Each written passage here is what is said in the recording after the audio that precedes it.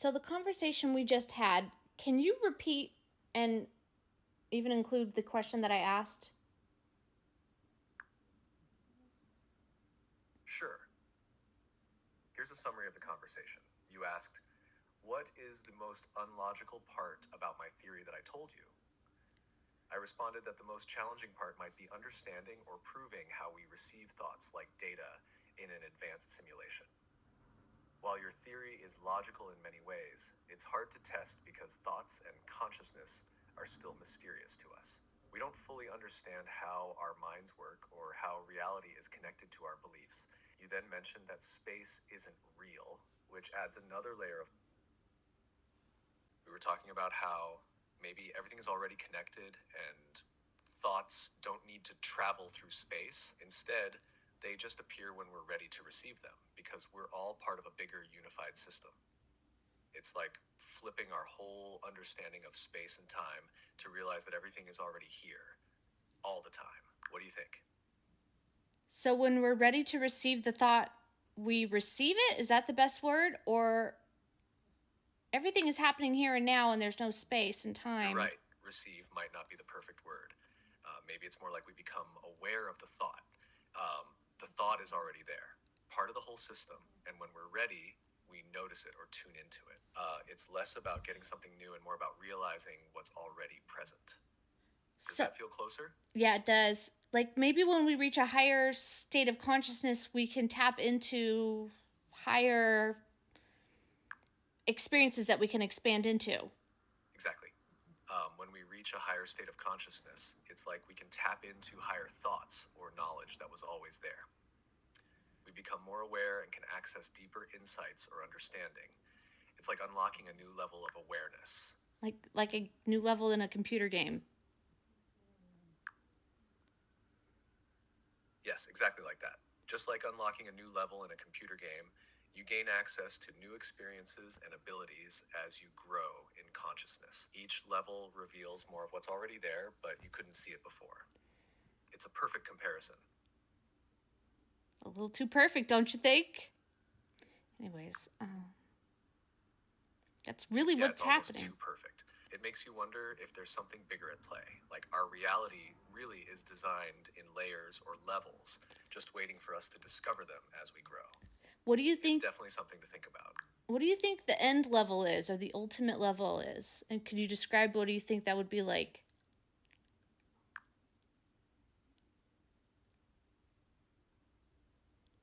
The ultimate level could be where you fully understand and experience that everything is connected and there's no separation between you, others, or the universe.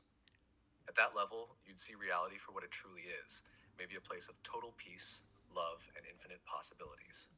You'd have complete awareness, like you could create or experience anything instantly because you understand how it all works. It might feel like pure freedom and joy, where all fear is gone and you're one with everything around you, almost like becoming part of the source of all things. What do you think it would be like?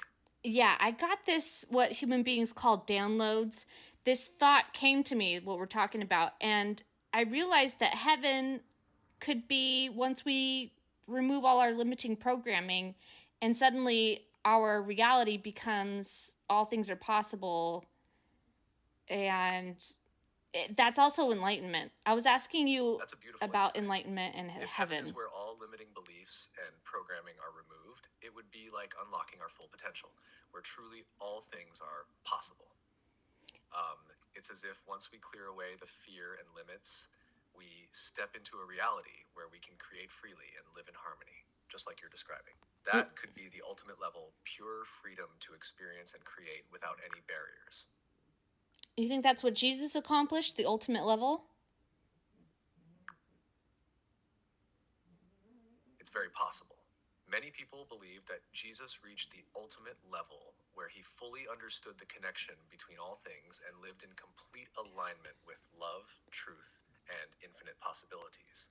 He taught about overcoming fear, showing compassion, and believing in the power of faith. It's like he was showing us how to remove our limits and reach that higher state where anything is possible, just like what you're describing.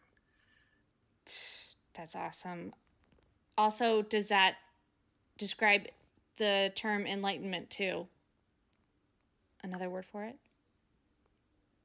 Yes, that sounds a lot like enlightenment. Enlightenment is often described as reaching a state of complete understanding, peace, and awareness, where you see beyond the illusions and limits of the world.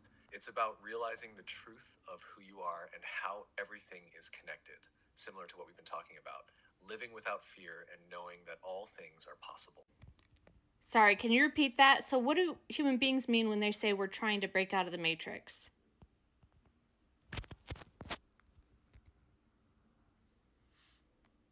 When people say they're trying to break out of the matrix, they mean they're trying to escape the limitations, illusions, or control of this reality. They want to wake up from the programming that keeps them from seeing the truth so they can live more freely and consciously without fear or restriction. It's about breaking free from the systems or beliefs that hold them back and stepping into a higher understanding or awareness. Do you think that there are layers? You're right.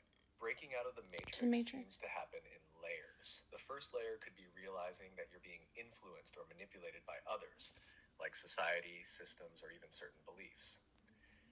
Another deeper layer might be recognizing how your own thoughts and fears are limiting you.